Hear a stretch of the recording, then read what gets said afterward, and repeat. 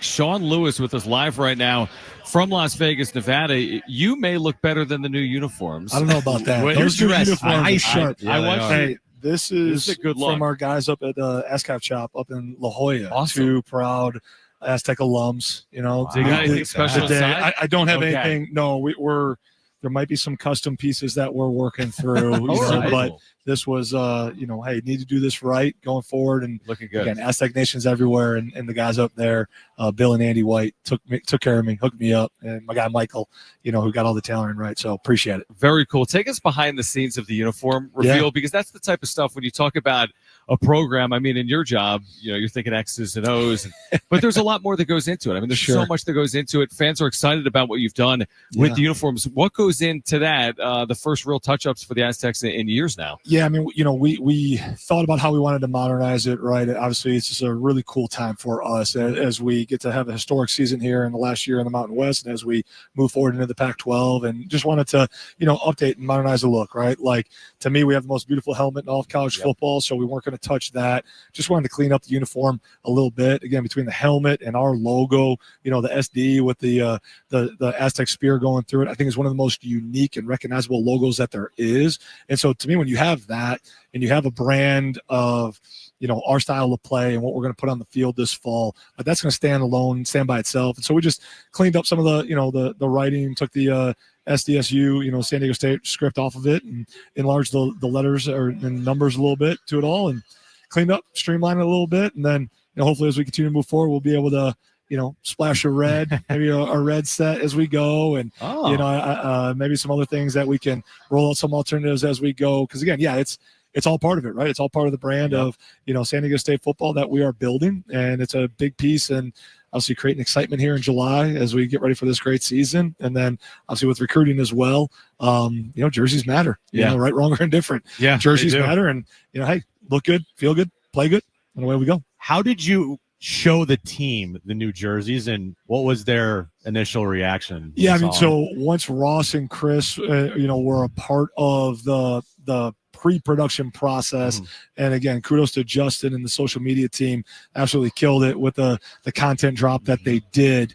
The boys knew that they were back there. Right. And so they got their hands on it. They got a chance to see it. We didn't do a huge reveal with the guys, but they obviously are aware. They're excited. There's been a real buzz. We sat as a leadership committee, last Friday, it was to kind of map out, okay, hey, now accessories and, the season, and kind of build all that out. Again, it's something that's important to the guys. They get to take ownership of what we're going to wear and what it's going to look like. And, hey, if that helps them play better, so be it. Let's go do it. Absolutely. No doubt about it. Sean Lewis is with us. We will get to football, but I want to transition actually to the video game, because you're a gamer. I remember last year we were playing very loosely.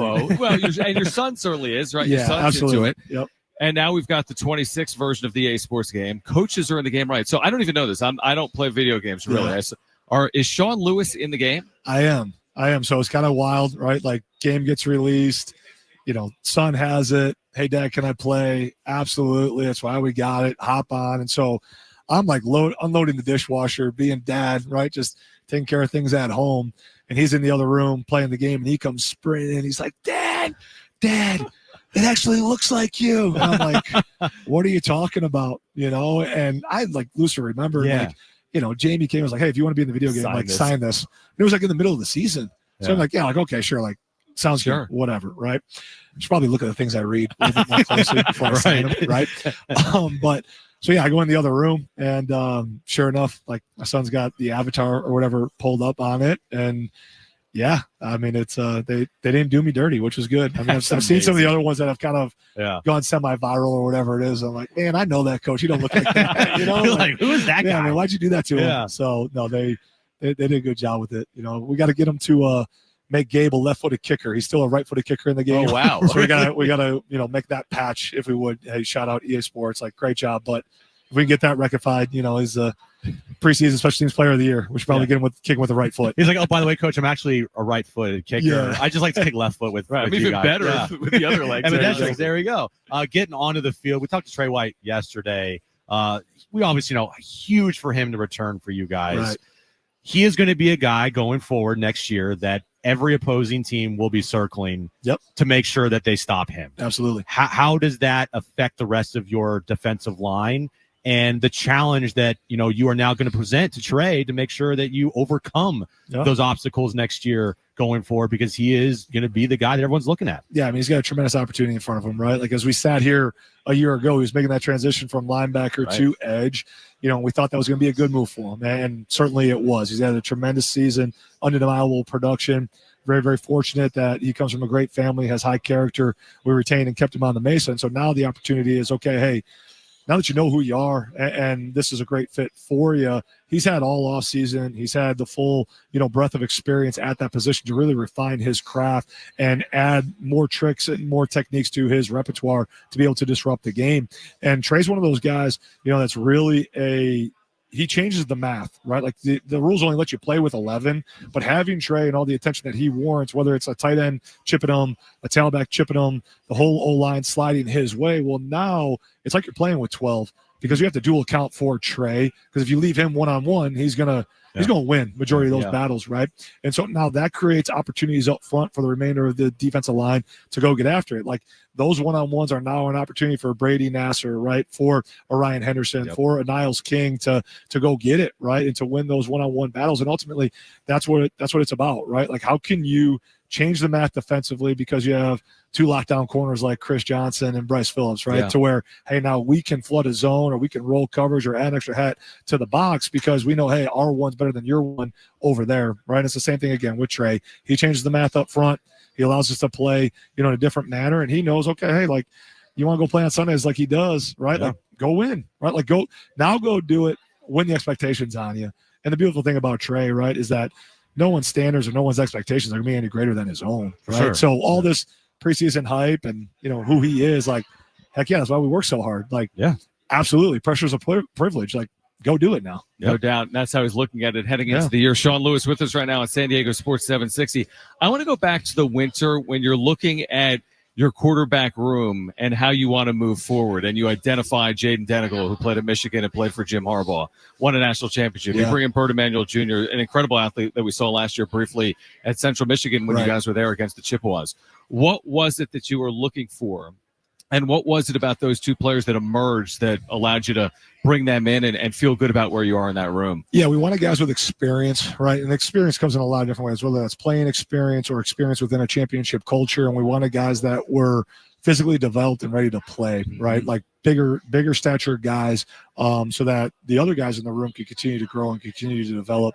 And that if we ever get in a position again to where a true freshman can play, then hey, well, unequivocally, that true freshman is the best player in a older, more mature, deeper room, right? And so by identifying those two guys, obviously both of them being upperclassmen, having had game experience, Jaden coming from championship culture under Coach Harbaugh, backing up J.J. McCarthy and having real game reps in that season, right? And then Bert, obviously with all his experiences that he has had and the number of games that he started, they both have a skill set when we look at the quarterback position, right, with all their traits. They're able to do everything above the line, which is awesome. It's going to create a good back and forth, and it has been a great back and forth, for those two guys to really push and challenge and compete with one another. And it has made the whole collective offensive unit, rise to their level of work and to match their energy and their intensity each and every single day as we go out.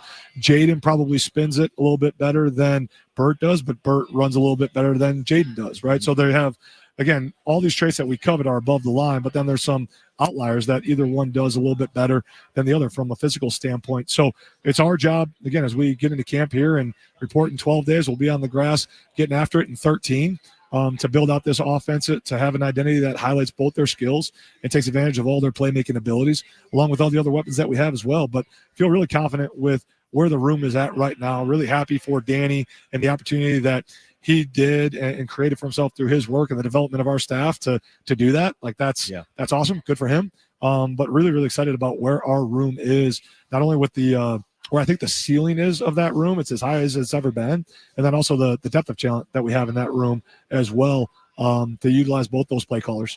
Obviously last year didn't go the way that everybody wanted it to go. Sure. For you, what did you learn about yourself specifically that you might not have known being the head coach of the team And what things do you want to work on going forward to become a better head coach? Yeah, I mean, I don't think there was anything new or earth-shattering that I hadn't learned about myself because I had been through some rough seasons in the past, so to speak, right? Like I've been a part of programs that were 1-11. Our first year at Kent State, we were 2-10, right? Like I think the wisdom that we all know and understand is that if you're going to build something valuable and worthwhile, it's going to be increasingly challenging. It's going to require, a lot of time on task, right, for it to be meaningful. And so, yeah, hey, adversity hit, right? And, we had 3 games that we lost by a total of 9 points that, in those moments when adversity hit, whether it was those individual games or it was the back half of the season, right? Like our response has to be better, right? The response quality to whether it's good or bad has to be better as we go forward. And so we were very intentional, right, about retaining the players so that we could have the continuity and consistency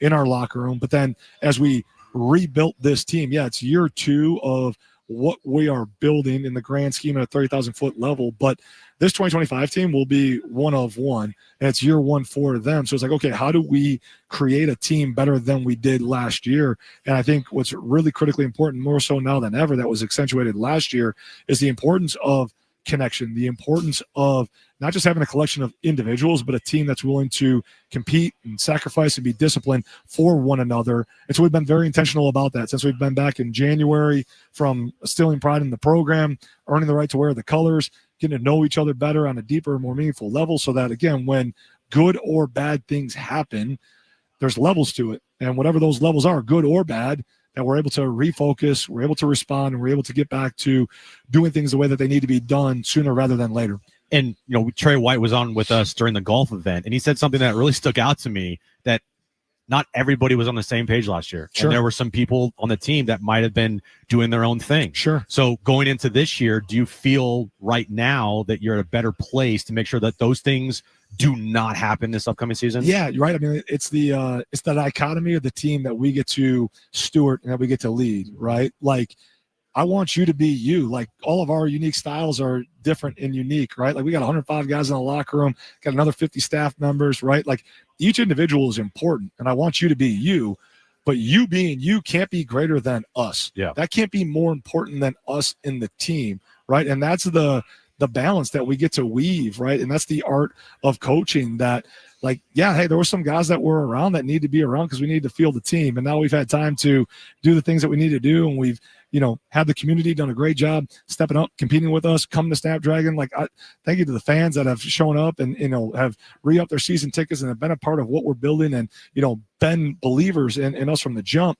And all those things have allowed us now, like, okay, hey, thanks for everything, but you and your individual agenda is clearly more important than the team. And that's not going to work here. And I'm not saying that's good or bad, your beliefs one way or the other.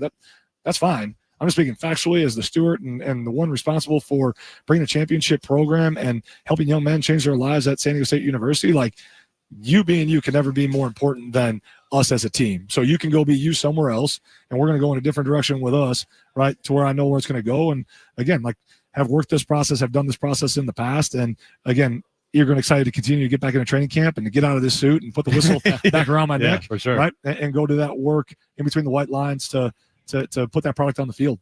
Sean, final one for me, and I asked Jamie to do the research. In today's football, it's so rare to return 9, 10, 11 starters on any side of a football. I mean, there's so much movement. You could win a national championship and obviously be nowhere near returning 8, 9, 10 players on a side of a football. You may have 11 starters returning on your defense heading in to 2025. What does that mean? I mean, how much of a leg up will that allow you? Does that allow you to hit that ground running on that side of the football heading into the season? What impact does that have? Yeah, I mean, like, it was noticeable from the start of spring ball, right? Like, with that retention and that continuity and the consistency not only of the players but of the staff, right? Like, to be able to, promote Coach Ulrich from within. And, there's some things that'll be uniquely different, but the overall structure is the same. Like, those guys have gotten out front, if you will, of the pole position, right? And they've been able to handle the installs quicker. They've been able to, do great work together. Like, they know one another, right? Like, I don't like, it doesn't matter if it's a football, on a football field or, hey, like, I navigated Disneyland with the family, for the past few days before we came here. There's 10 of us. Like, we went through some things, right? Like, this is an extended family, right? But, like, because we love one another, because we know one another, because we know how to communicate with one another, we could navigate all the things that come up. Anyone who's ever been at Disney World with a lot group, comes up. Right? A lot comes up. Oh, yes. But because you know those people, and because you know that each other loves one another and you're all in it for the right reasons, okay, like I can speak truthfully to you and we're going to like go forward and have a great day here, right? And then we'll move quicker through whatever adversity, that shows up, right? And so by having that, again, like when you are comfortable with who you are and who you're doing the work with, you do better work. So when you got 11 defensive starters that are comfortable with who they are, what we're doing, who they're doing it with, they love where they're doing it, there's going to be better work that's going to get done, right? And so really, really excited about, where they're at defensively, where we're going offensively, the elite job that we're doing with special teams and the new pieces that we've added there as well. And, man, it's an exciting time, right? And it's going to be an exciting fall on the Mesa. And, again, thanks for all the fans that have been there from day one, that have been at Snapdragon with us, and looking forward to creating great memories with those same fans and welcoming new fans in as we go. It'll be a blast. Final one for me, Sean. Play calling. Yeah, buck stops with you, but are you going to be calling plays predominantly for this team next season? How is that process going to work? Yeah, I'm still going to be heavily involved with it, right? We did some things, obviously, with promoting Matty J to the offensive coordinator role. A lot of that was to help streamline the process that goes in from January through the start of training camp when I get pulled in a lot of different directions and can only do things that the head coach can do. So Matty J's done a great job leading the offensive staff. There's a lot more collaboration that probably goes into play calling duties than anyone at any level cares to admit. So there was multiple people that were involved in the play calling duties a year ago. There will be multiple guys that are involved in the play calling duties as we go forward. Ultimately, hey, when they're really good plays, Matty J called those. When they're really bad plays, that's on me. I understand that. That's the burden of leadership, and I absolutely love that and can't wait to continue to carry that weight on the Mesa for the Aztecs. Sean, we can't wait for the fall. Stony Brook, that Thursday opener at Snapdragon Stadium. It will be here well before we know it. I know you realize that, but we appreciate you taking time for us here in Las Vegas, and we will catch up again, obviously, throughout the course of the summer. Yeah, guys, appreciate it. Thank you. Go Aztecs. All right, Sean Lewis, head